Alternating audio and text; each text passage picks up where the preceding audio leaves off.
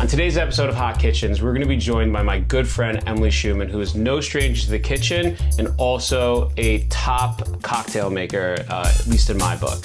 Start with a martini shaker full of ice. Add 1 part Lillet, 2 parts vodka, and 2 parts gin. Make sure it's closed tight and then shake it up the way that James Bond ordered it the first time. So every week we like to give our viewers one really important tip for whether they're gonna be in the kitchen or at the bar. So Emily, any tips this week? My tip is to keep the glasses in the freezer while you're working so they're nice and chilled and ready to pour.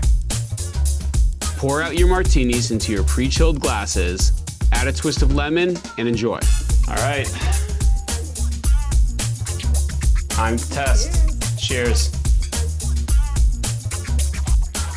Pretty good. Pretty good. Actually, it's very good. It is very good. So you guys already met Emily in the kitchen. Welcome, Emily. Thank you. We have a couple of basic questions we want to ask all of our guests. So starting off, what's the #1 appliance or utensil that you cannot live without in the kitchen? Well, you got me into this, but good knives. Okay. I've bought some good knives that last a long time for different types of cooking that I use. Do you get them sharpened? I do get them sharpened. Well, that's the key. I do. That's definitely the key. Yes, good investment. Also a lot safer, believe it or not. So we also like to ask everyone, if you could build a dream kitchen, or if you've seen a kitchen that is your dream kitchen. I mean, I know you grew up in a household that obviously cooking and food was a big part of your lives, but what is it about a dream kitchen that you would want? I think a dine-in kitchen, you know, it's not as common in some places in New York City, but I did grow up with that, with cooking and having everybody there talking while you cook, everyone eating together. So that would be my dream. Was it more of a den on the kitchen, or was it a banquette? Because I love that, and people are definitely going more casual. Like there's not a formal kitchen that no one's supposed to see anymore. So it's funny you mention it. We did have a table in our kitchen, and my mom recently redid it with a banquette. So a smaller house now, we've all moved out, but more casual, and then but we can still sit and talk to her, but it's not like a holiday meal there. Got it. We also want to know your favorite meal. What is it? Cafe Luxembourg steak tartare. I like it. I like that. What about you? I think that the penne alla vodka that they serve at Sandro's on 86th Street is one of my favorite pastas in the world. I haven't had that. So Emily, tell me just a little about what you're doing these days. So I'm a communications consultant, which means I advise different brands of all sizes on essentially how they are showing up in the communications world. So advising executives, making decisions on marketing, anywhere really, social media, website, all those types of things, press obviously, and helping them achieve specific business goals through communications. So you've always had a focus on luxury brands, right? What was some of the stories while you were working with luxury brands that kind of you think helped stand out the most? Ooh, that's a good question. I think working in luxury is understanding a specific taste level. So especially as the world becomes more competitive, the ones that have lasted the longest are the ones who truly understand service, quality, value. And so once you learned that, it's been very easy to move between brands because they all have a very, especially they're older, a lot of them are 100, 200 years old.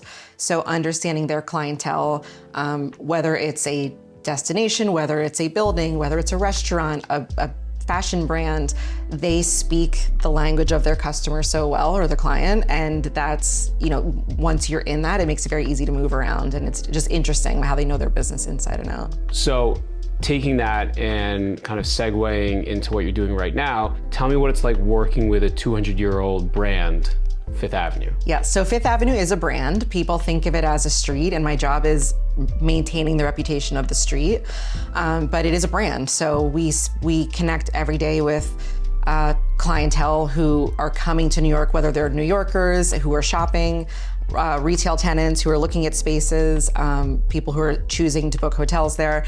So 200 years is a long time, and Fifth Avenue has seen a lot of changes throughout then. It started obviously Gilded Age, mostly residential, and then slowly transitioned into the most expensive retail rent in the world, as Wall Street Journal said. So, you know, you're just maintaining every day, thinking through how do we keep this and what how are we being competitive? What are our competitors doing? And how we make that experience so everybody who comes leaves with an exceptional experience. That's amazing. So Brown Harris Stevens just celebrated their 150th anniversary and considers itself an important luxury brand. And something you mentioned earlier that I think that Brown Harris Stevens has done a great job of highlighting is that it's not necessarily about what you're selling, but it's how you're selling. And service matters more than anything. And so delivering a luxury service is the key. Is that something that you guys are kind of addressing either in your current role at Fifth Avenue or with the other clients you're dealing with, or in the past with your other luxury brands? Yep, every day. So all of our brands are best of the best in clienteling. So if you take, the stores that are on Fifth Avenue, the hotels, even the cultural institutions, they know who they're targeting. But even for us, I think of my job as getting people to Fifth Avenue, and then once they're in the doors of those places, that's where the brands take over. But we do have to think about the most discerning people and what. We have, especially in New York City, there's other, I would say, shopping districts. We look a lot at other big cities' shopping districts and why someone would choose specifically to come and what experience we're providing to make them come back. Part of what we do on the Arcus team is that we also represent retail landlords, and including some properties over here on Madison Avenue on the Upper East Side. Not necessarily Fifth Avenue, but considered a very important shopping district.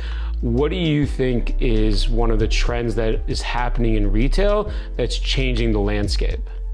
I think definitely digital marketing, right? And how you're reaching different consumers or potential consumers, and also experiential. So it's not, the newest, but I think brands of all sizes have figured out how to bring people in for, the whole atmosphere of a brand or a store and the level of service that we were talking about. If it's, some offer cafes inside, some have really special personalizations that you can only get in that space.